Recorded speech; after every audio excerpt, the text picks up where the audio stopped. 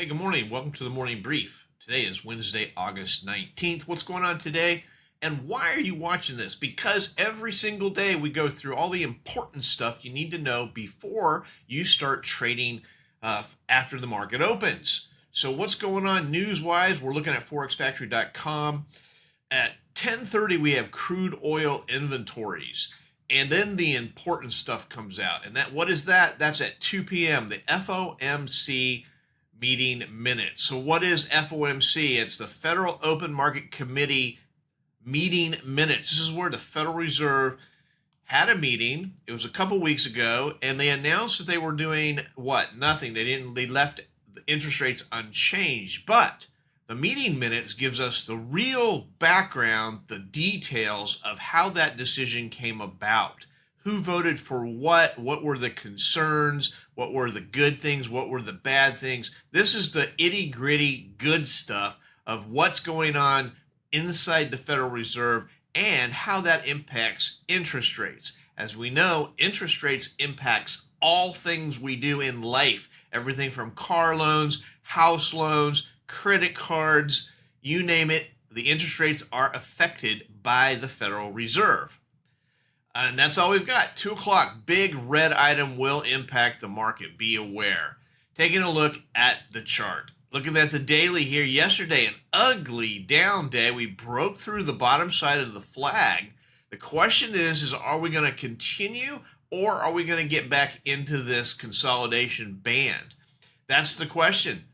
We're above the moving averages, so technically we are bullish both medium and long term. Short term, I have to say we are sideways, maybe even sideways to down. Volume, average, up to average. That's like saying something. Wow. As you can see, we have had very, very puny, ugly volume. It is what it is. Maybe in September things will change. If we can get back into this, that would be just more chop to the sideways. Remember, the market loves threes. Well, it did a 3. What's the next number after that? 5. So it would have another down day to make 5. However, that's not as common as the 3s. But it is possible that we could have a 5, which would mean we'd have a down day today and a down day tomorrow. That's a possibility to make your 5. Those are patterns that are very, very common in the market. Taking a look at the inventory. So here's a kind of interesting thing is that we had down price action, but inventory was actually just barely positive. I guess this is probably some people that are buying the dip. These are buy the dip folks trying to provide some support. Whether that works out to be a good strategy or not, we all know that we'll not know until some point in the future. Looking at the overnight, super narrow, 24 points. It's like, what's going on? We go from no volatility to no volatility. The market just doesn't know where it wants to go. That's the bottom line here. Where do we have support and resistance?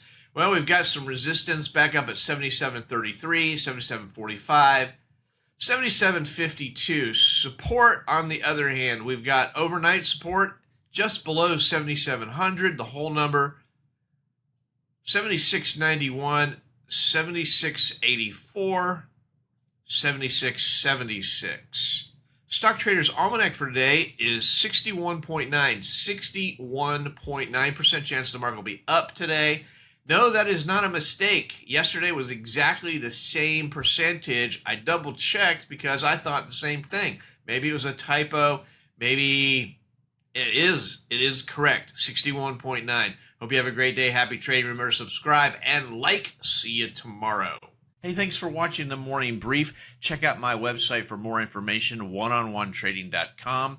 Take a look at the Troy levels, a trade location finder for the futures markets. Help you find those levels of support and resistance that are just so hard to find. I also do personal coaching and mentorships. So go ahead and take a look at my website, oneononetrading.com. Thanks.